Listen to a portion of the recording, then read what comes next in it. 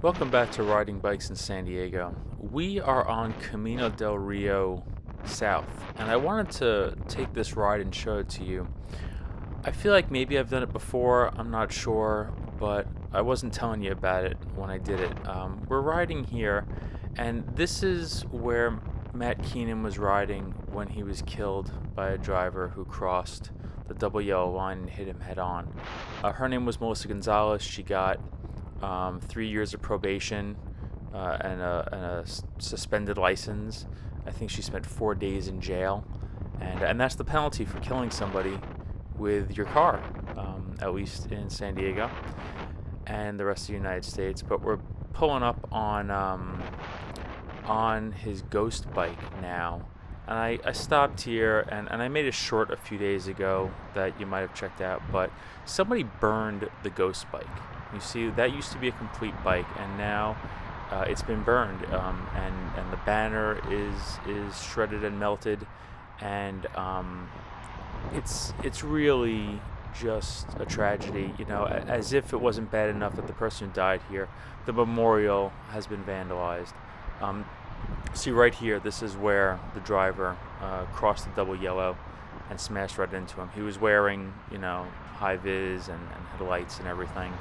And you can find more about that on Laura Keenan's social accounts. That's Matt Keenan's widow, and the Safe Streets, the Families for Safe Streets San Diego chapter.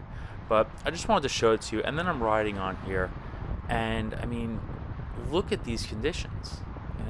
We got a little strip of paint protecting us. We got overgrowth from the median to the freeway getting in the way, and at some point I have enough of it, and I stop right about here or so.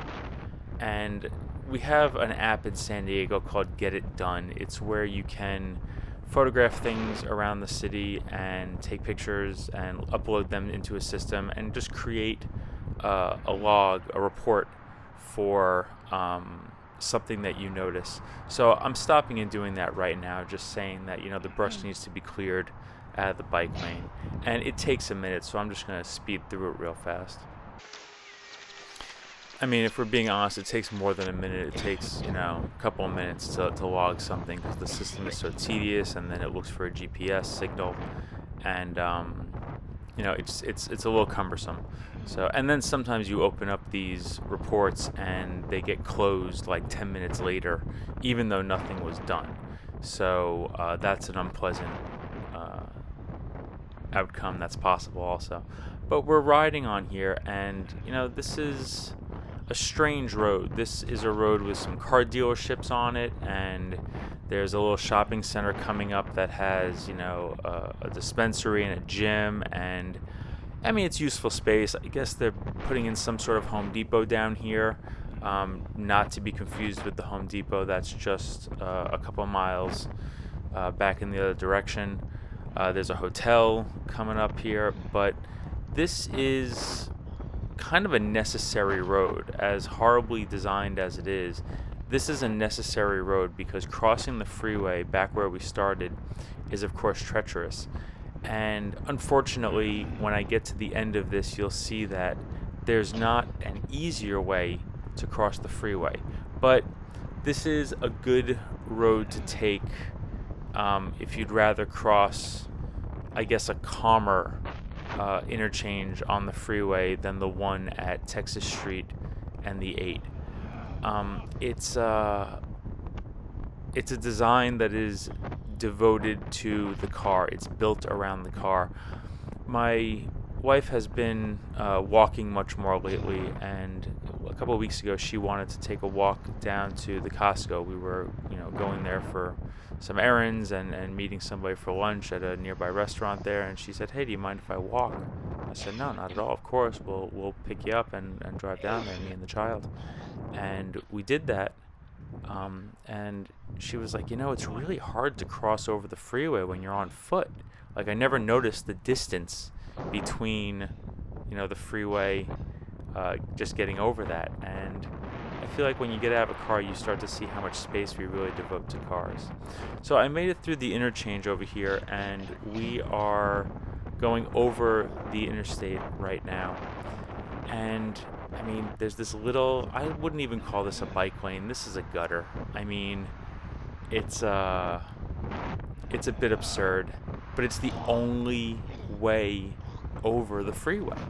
You know, all the freeway overpasses are controlled by Caltrans, and at the moment they're simply not designed for people outside of cars. I had to stop here. I had something in my throat, in my lungs. I was coughing a bunch during this ride, so I apologize for that. But you know, there's no protection from the fumes of trucks and cars and all the exhaust and debris that's in the air down here. So I imagine the air quality down here is pretty lousy from all the traffic.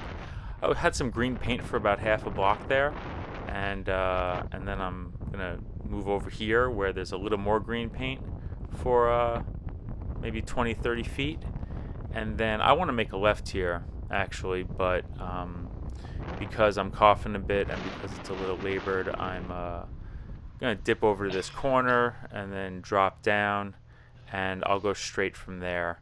I'll go straight from there onto a road that also has no bike lane whatsoever, but again, there are so few options down here. This is the place to ride. Ironically, this is the road people typically take to get to the Ocean Beach bike path, which is a gorgeous place to ride and a fantastic separated, protected bike path. And you know, it's along the San Diego River. It's really wonderful. It's really useful if you want to get out to Ocean Beach and not have to contend with traffic. So this is the experience. I don't know exactly where Matt Keenan was riding the night he was killed in 2001, but these are the conditions that he was riding in. Actually, he didn't make it this far. He, you know, died further back, but these are the conditions for somebody who is riding down here. And you know, I think about Matt Keenan a lot. I think about all the people who have died using micromobility around San Diego, Laura Shin and John Sepulveda, and names that there are so many, it's difficult to remember all of them. The victims who are killed because there's substandard design and a complete devotion to the automobile in our culture and our government.